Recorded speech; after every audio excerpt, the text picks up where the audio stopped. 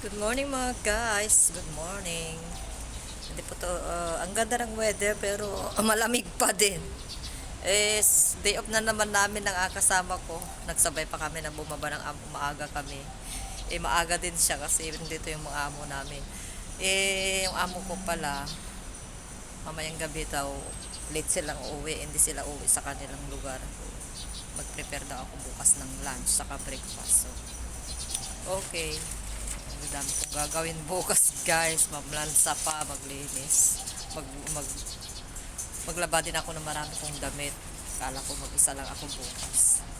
Pero okay lang, trabaho ko talaga. Ito, nagprepare ako ng habang inaantay ko yung kasama ko. Dito lang kami sa baba ng building namin diyan.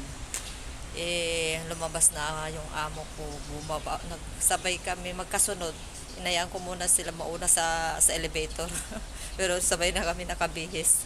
Hindi ko alam na ay may pasok pala yung bata. Ewan ko kung may pasok sa school. Maaga sila. Mamaya darating din yon. Tapos sunduin niya yung bata o kaya maghapon sila. Pero may message niya daw ako.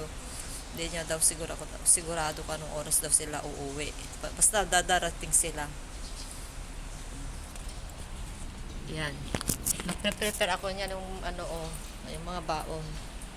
Yung dala kong kape. Bilisan mo sabi ko ng kasama ko kasi yung mainit na tubig ko malalamigan. Nakatimpla na ako niyan. Nagpainit ako ng tubig na Milo sa kagatas sa kasukal. Yung amo ko nakikita niya yan, nagpakulo ako ng umaga. Sabi ko mag-mix ako ng coffee ko. Okay lang, sabi niya. Ayan, may nakita akong newspaper dyan. Kaya kumuha ko ng kalahati. Isa. Maghati kami ng kasama. Para ito yung upuan namin. Upuan. Dito napili ko dito sa gilid para magtapat. Agkwa kami, sinango kami, Gilocano na malatang. Sinango kami.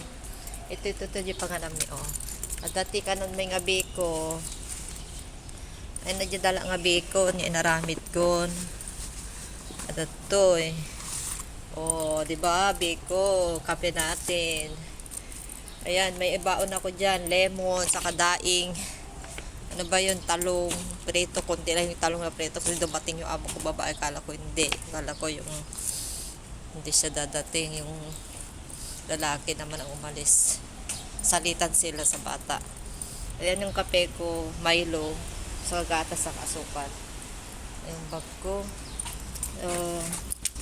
Yan, may lemon ako sa usawan, meron pa akong kamatis. Ayan. Yan yung matanda. Meron pa ako yung niloto ko na sa kanila pala yun, yung mga nag-yoga, yung newspaper, kumuha ako ng isa. Ayan siya. Ayan. Sa kanila pala yun. Pero kumuha pa rin ako ng isa. Okay lang. Tinatapon naman nila yan yung niloto ko kahapon na kamatis, kumuha ako ng kalahati. Ayan, sausawan namin mamaya. Sauce namin kakain. Tapos may kamatis pa kaming hilaw. Para sa sa daing. Ayun, nandun yung daing ko. Yung kasama ko naman daw, karne ng baboy. Ayun, wala kaming gulay. Hayaan mo na, lagi naman kami nagugulay sa mga amo namin dito. So, pero yung kanin ko konti lang, mga bahaw-bahaw guys, kasi hindi ako nakapagluto. Kasi yung amo ko nandyan, nahiya ako magluto, magsaing. So, hindi naman ako makapagsaing ng 2 beses sa rice cooker. Hindi ko naman pwedeng isabay yung rice ko sa kanila. So, bye-bye na guys. Yan lang aking ma-share tuwing day off ko sa umaga paglabas ko. Naantay ko yung mga matatanda, magyo-yoga na naman sila dito. Dito naman ako nag-exercise nung last Saturday. Abang inaantay ko yung kasama ko. So, bye-bye na muna. Bye-bye.